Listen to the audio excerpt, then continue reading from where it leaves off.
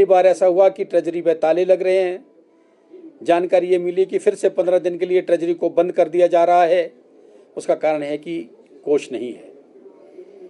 और हिमाचल की राजनीति में पहली बार ऐसा हुआ कि गवर्नमेंट ऑफ इंडिया से रेलवे में कंपनसेशन के लिए और डेवलपमेंट के लिए पैसा आया, उसको ट्रेजरी से निकाल करके प्राइवेट बैंक में ट्रांसफर कर दिया जा रहा है। वो इसलिए किया जा रहा है कि उसका अपनी मर्जी से दुरुपयोग किया जाए।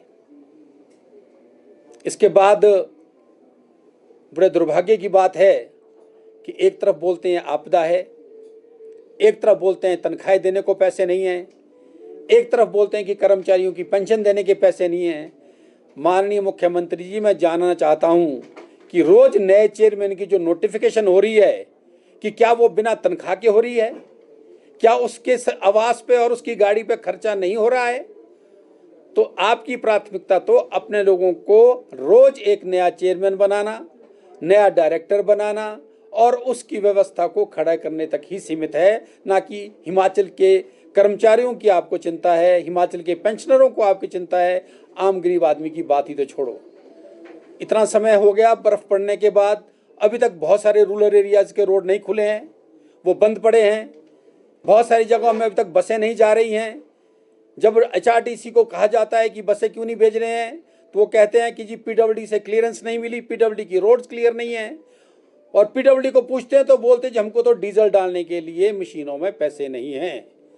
तो मैं जानना चाहता हूं कि चेयरमैनों की तनख्वाह देने के लिए पैसे हैं और डीजल डालने के लिए पैसे नहीं हैं। और एक बार बार भारतीय जनता पार्टी पे ये बार बार घड़ियाले आंसू बढ़ा रहे हैं।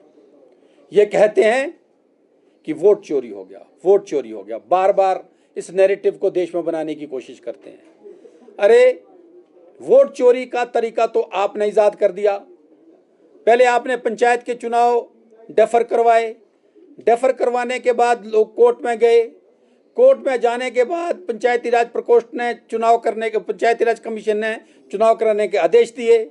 और आज जानकारी ये मिली है कि उसको रोकने के लिए भी माननीय मुख्यमंत्री और उनके अली बाबा चाली चोर दिल्ली जाकर के सुप्रीम कोर्ट चले गए हैं कि उसको डेफर किया जाए। तो माननीय मुख्यमंत्री जी, चेयरमैन बनाने में तो आपको आपातकाल नहीं लग रहा, चेयरमैन बनाते में तो आपको कोई यहाँ पे कोई किसी तरह की आपदा नजर नहीं आ रही।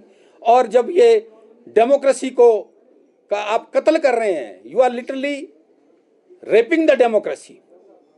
और हम पे जो आरोप लगता है, बार बार आप बोलते हैं कि ये आपने जो है वोट चोरी की है, तो वोट चोरी का तरीका तो आपने निकाला है कोर्ट के थ्रू लटकाने का।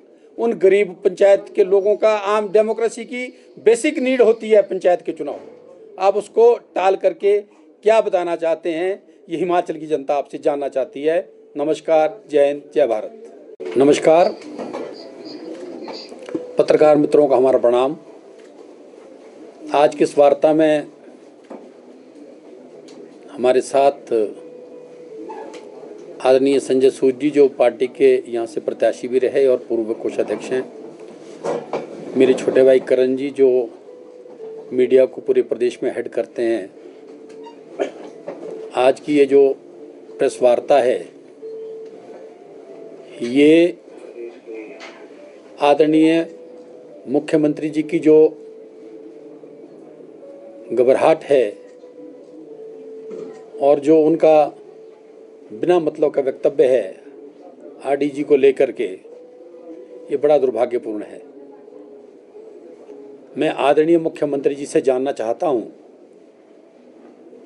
कि प्रदेश को केंद्र सरकार से जितना भी धन आया है, चाहे वो रोड इंफ्रास्ट्रक्चर को लेकर के आया है, चाहे वो हेल्थ को लेकर के आया है, चाहे वो रेलवे के प्रोजेक्ट्स को लेकर के आया है, चाहे अलग अलग मदों में जो भी धन आया उसका दुरुपयोग करने की उन्होंने कसम खा रखी है।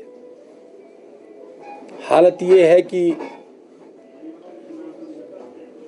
अधिकारियों को दबाव में डाल करके नकली यूटिलाइजेशन सर्टिफिकेट बनाए जा रहे हैं और उस यूटिलाइजेशन सर्टिफिकेट के आड़ में जो डेवलपमेंट का पैसा है, जो केंद्र सरकार से विकास के लिए आता है, उसको ट्रेजरी में ट्रांसफर करके प्रदेश के कर्मचारियों की तनख्वाह और पेंशन दी जा रही है। हालत तो ये है कि अगर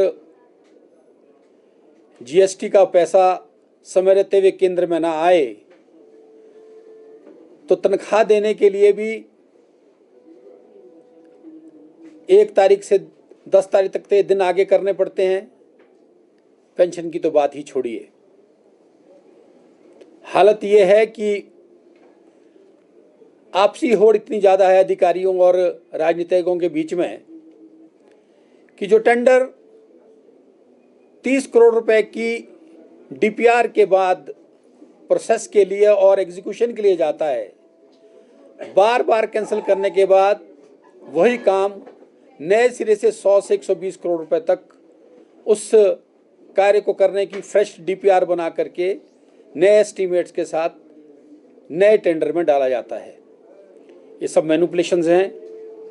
ये अपने लोगों को अबलाइज करने की बात है।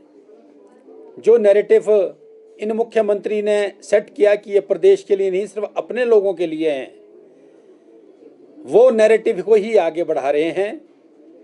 और शायद हमने ये तो सुना था कि भी अधिकारियों से फंड रिलीज करने को प्रदेश के राजनीतिज्ञ लोग पर्ची दे करके अपने पराये को फंड रिलीज करने की बात करते थे, लेकिन ये पहली बार ऐसा हो रहा है कि ट्रेजरी में भी मुख्यमंत्री कार्यालय से फंड रिलीज करने की पर्चियां जा रही हैं। जो बिल्स, जो एलओसीज रिलीज होने के बाद डिफरेंट विभाग में ट्रेजरी को फॉरवर्ड कर दी गई, उनको रोका जा रहा है और रोकने के बाद उन्हीं पैसों को रिलीज किया जा रहा है जो उनके अपने हैं, उसकी पर्चियां ट्रेजरी में दी जा रही हैं। ये बहुत दुर्भाग्यपूर्ण है और ये प्रमाणित करता है कि ये जो उनके अपने लोग हैं उनको मोबिलाइज करने का एक फॉर्मूला इजाद किया है। आरडीजी को लेकर सभी दलों के साथ बातचीत करेंगे और केंद्र से मसला उठाने की बात कह रहे हैं कि नुकसान बहुत ज़्यादा होगा हिमाचल प्रदेश को। हिमाचल प्रदेश पहले से लेकर के केंद्र सरकार हिमाचल के लिए पॉजिटिव रही है। अलग अलग मदों में पैसे देने के लिए, चाहे वो डिजास्टर के समय में पैसे देने थे, चाहे वो रोड इंफ्रास्ट्रक्चर को देने थे। अब इनमें भी कंपटीशन हो गया। मैं आपको बताना चाहता हूँ, पहले पीडब्ल्यूडी मंत्री जो है केंद्रीय मंत्री को अकेले मिलके आते थे और सैंक्शंस करा के आते थे। अब सुक्खू जी को लगा कि भाई ये तो पीडब्ल्यूडी मंत्री जाकर के हिमाचल प्रदेश को सड़कों के पैसे ला रहे हैं। पहली बार मुझे लगता है अपने 3 साल के काल में वो हिमाचल के केंद्र के जो है सरफेस ट्रांसपोर्ट मिनिस्टर को मिलने गए। अगर वो बात सर्वदलीय की करते हैं, अच्छा ये होता है कि वो यहाँ के हमारे लीडर ऑफ अपोजिशन बीजेपी के प्रदेश के नेताओं और सांसदों की भी बैठक बुलाते और उनको बोलते कि हम कलेक्टिवली जाएंगे। क्या उन्होंने आज तक इस तरह का इनिशिएटिव लिया? बोलने से कुछ नहीं होगा कि हम सर्वदलीय बैठक बुलाएंगे। इस रविवार को यहाँ पर मुख्यमंत्री ने कहा एक बैठक बुला रही है जिसमें भाजपा विधायकों को भी यहाँ पर न्योता किया जाएगा और एक प्रेजेंटेशन आरडीजी को लेकर दी जाएगी, जिसमें यहाँ पर उन्होंने कहा है कि यहाँ पर एकजुट होकर इस लड़ाई को लड़ना पड़ेगा। क्या भाजपा के जो विधायक हैं उस बैठक में जाएंगे? देखो, भाजपा के विधायकों का बैठक में जाने का विषय तो हमारे जो लीडर ऑफ अपोजिशन आदरणीय जयराम ठाकुर जी हैं वो इसका आपको सही उत्तर देंगे, क्योंकि विधायक दल की बैठक का उन्होंने भी तय किया है। लेकिन हमको जानकारी मिल रही है कि स्पेशल सेशन बुलाने की बात हो रही है। अरे भैया, जब आपने चेयरमैन बनाने हैं, जब आपने नाटियाँ लगानी हैं, तब नहीं आपको चिंता याद आती? और जो आरजीडी की बात है वो तो नेशनल लेवल पे बीजेपी के 80% स्टेट्स भी ऐसे हैं। वो कोई हिमाचल के लिए थोड़ी नहीं लागू हुआ। कोई प्रोटोकॉल है, 5 वर्षीय योजना थी, उसको सकारात्मक करके जब वो क्लोज होगी तो आगे नई योजना आएगी। आप थोड़ा प्रतीक्षा तो कर लें। लेकिन वो ये बात बता करके लोगों का नैरेटिव नेगेटिव बनाने की कोशिश कर रहे हैं, जो हिमाचल की जनता जानती है कि इन्होंने काफ़ी लूट लिया, ठग लिया, झूठ बोल दिया, अपने लोगों को चेयरमैन बनाना है, अपने लोगों को ओएसडी बनाना। इससे बार माननीय सुक्खू जी नहीं आते हैं, दाएं हाथ का जेब अपनी बाईं पॉकेट में लेकर के घूमते हैं। एक आज उन्होंने और बात कही है, जिस तरह से हिमाचल प्रदेश में नुकसान अब आरडीजी को लेकर होगा। उन्होंने कहा कि हिमाचल प्रदेश में जितने भी प्रोजेक्ट्स हैं उस पर हम लैंड रेवेन्यू टैक्स लगाएंगे। देखो, किसी भी स्टेट में कोई भी टैक्स लगना है, वो स्टेट का अपना प्रोटोकॉल होता है और उनकी अपनी व्यवस्था होती है। और हर देश, हर जगह, हर प्रदेशों में अपने रेवेन्यू को जनरेट करने का रास्ता हर स्टेट निकालता है। अरे आपने क्या निकाला? आपकी हालत तो यह हुई कि हिमाचल प्रदेश के लिए माननीय मोदी जी ने इस बजट में कहा कि हिमाचल देश का 80% अखरोट और बादाम यूएसए से इंपोर्ट होता है। उन्होंने कहा कि अखरोट और बादाम को हिमाचल जैसे स्टेट में प्रोपगेट करने के लिए हम स्पेशल स्कीम लाएंगे, उसका तो धन्यवाद इन्होंने नहीं किया। उन्होंने कहा कि हिमाचल प्रदेश से रेवेन्यू किस चीज़ से आ सकता है, टूरिज्म से और ट्रैकिंग से आ सकता है। उन्होंने कहा कि हिमाचल के लिए हम टूरिज्म और ट्रैकिंग के लिए अलग से इंफ्रास्ट्रक्चर खड़ा करने के लिए फंडिंग करेंगे और प्रोजेक्ट्स बनाएंगे।